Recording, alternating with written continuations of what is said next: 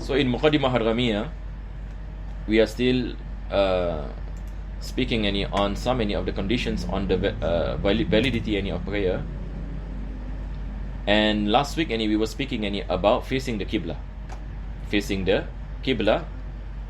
And the author speaks about the situation of the traveler. If you are traveling,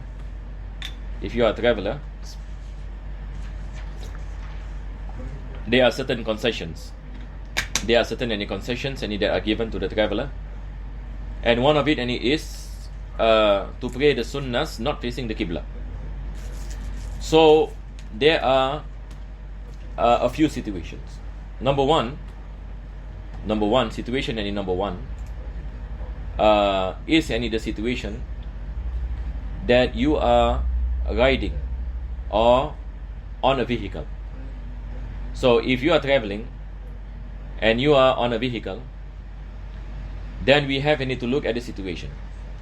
If there is a possibility that you can perform your prayers standing and completing your ruku and sujud properly, then it becomes obligatory for you to pray in such a situation.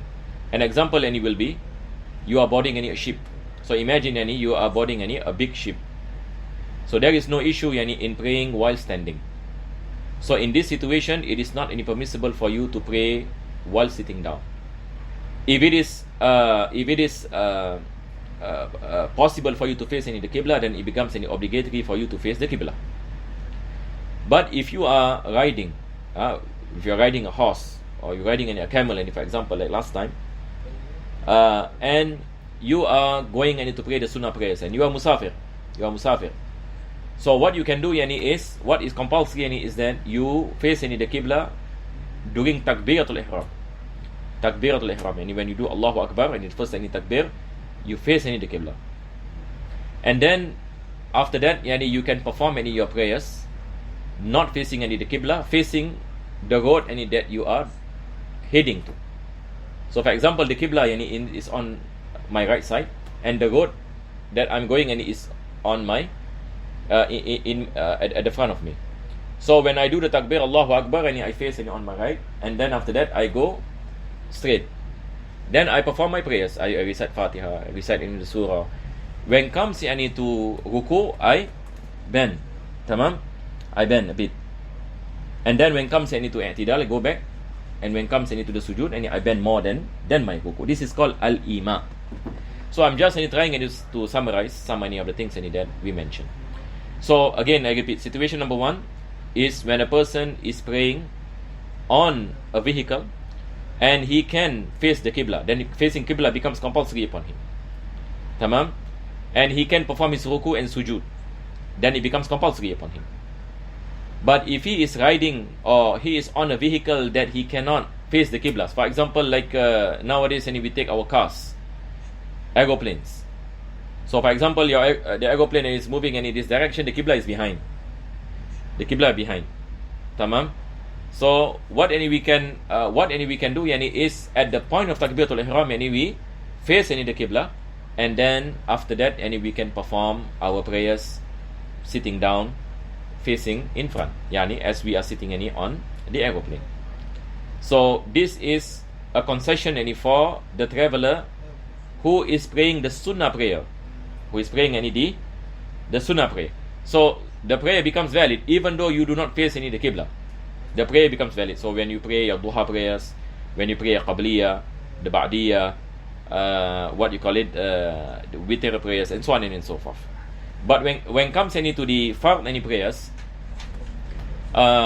it is compulsory that even for the musafir to pray normally, to face the Qibla, to complete the ruku and sujud. So if he is riding, for example, it is compulsory for him to come down and to perform the prayers. This is for the fard prayers.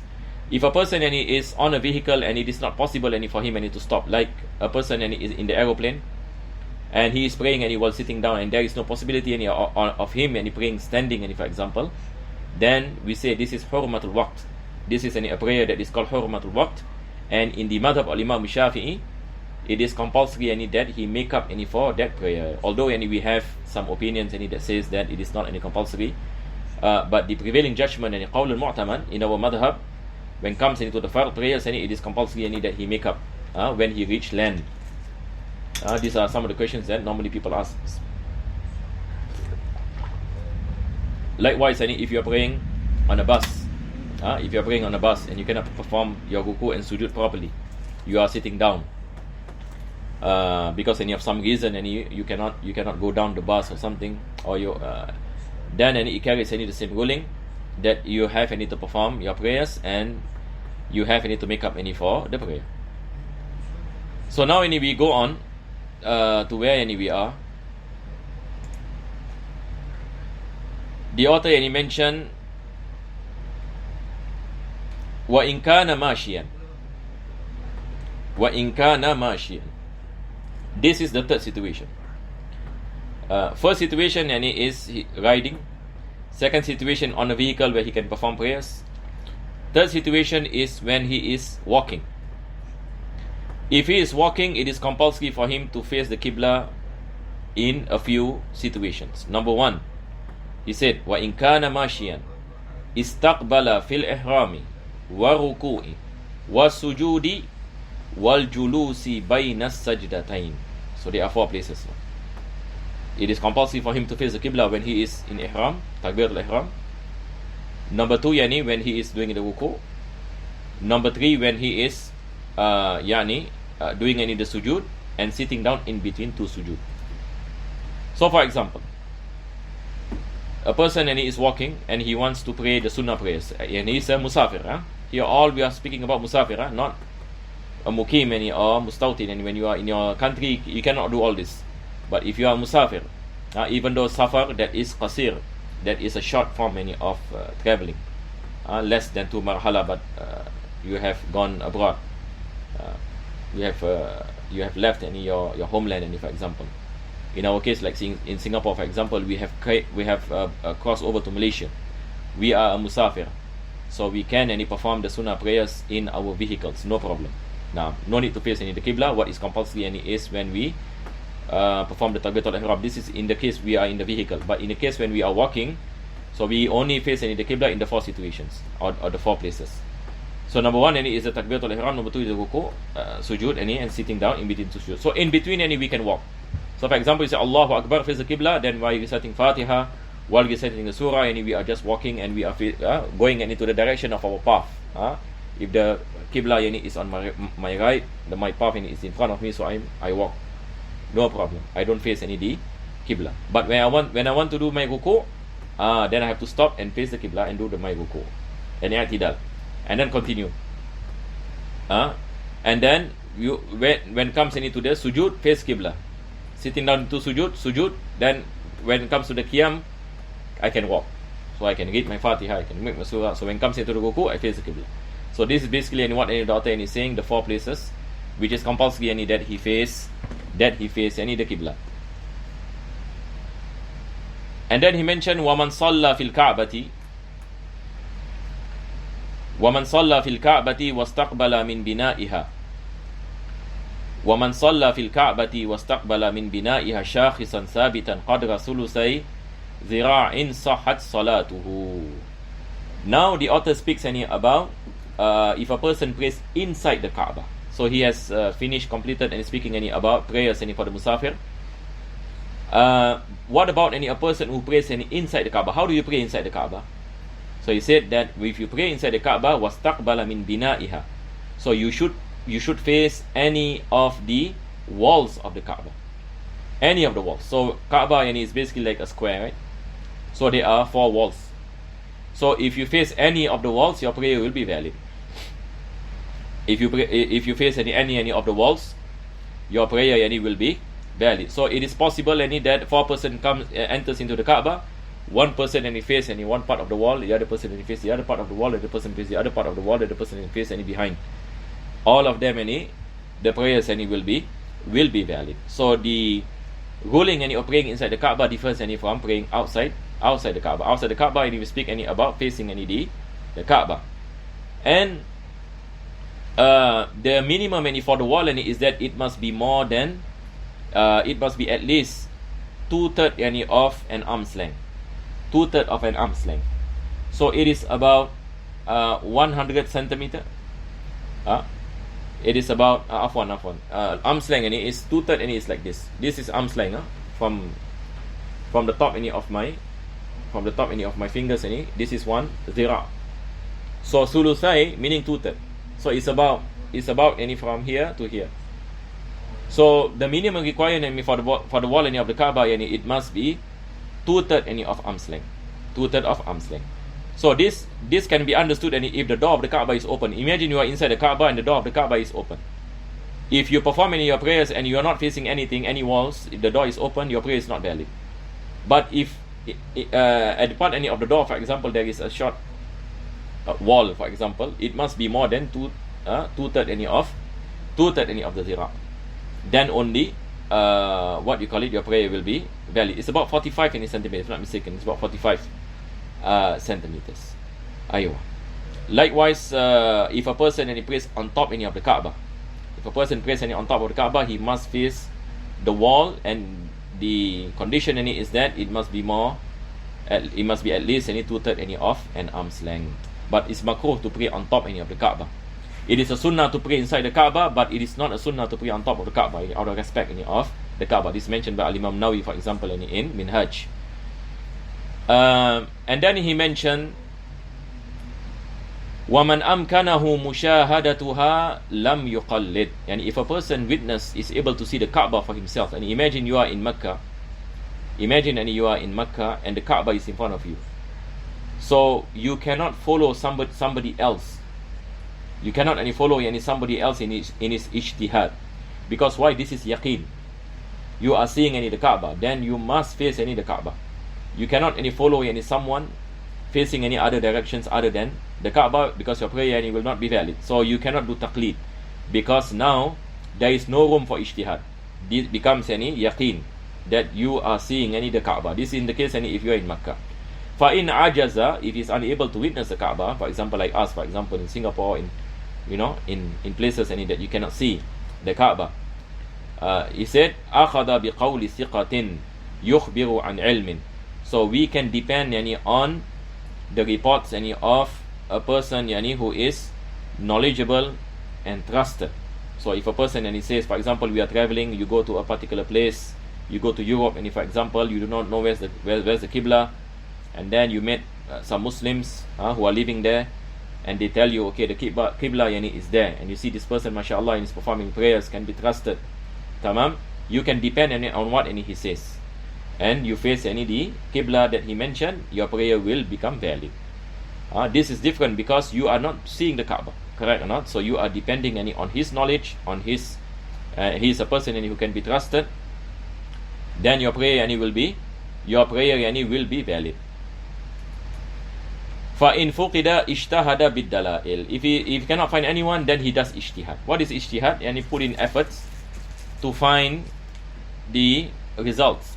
So if you are in a place and you do not know where is the Qibla, then you should find the direction of the Qibla to your best ability, with all the signs of finding the direction of the Qibla. Nowadays it is easy. We have our application, and alhamdulillah the applications that we have, mashallah, is something that we can depend on. And so many applications, for example, they have this live map. They have live map, so the accuracy is amazing. So we can depend on such applications. Before 20 years ago, before this the coming of all these Android phones and so on, smartphones, people depend on compass. Whenever a person goes abroad, usually they will bring a compass. Last time people used to sell sajada with compass. So we use compass. Sometimes some people use for example the stars when they are in the sea, and likewise when it comes to the sun, to the setting of the sun, where does the sun set, in order for us to see where is the west, and then we can gauge where is the Kaaba and where is Makkah. But nowadays mashallah, when we speak about ijtihad, mashallah, everybody can do ijtihad, and you just need to download the application. So Allah subhanahu wa ta'ala make it easy for us. Last time our scholars mentioned a few ways of ijtihad. What you call it?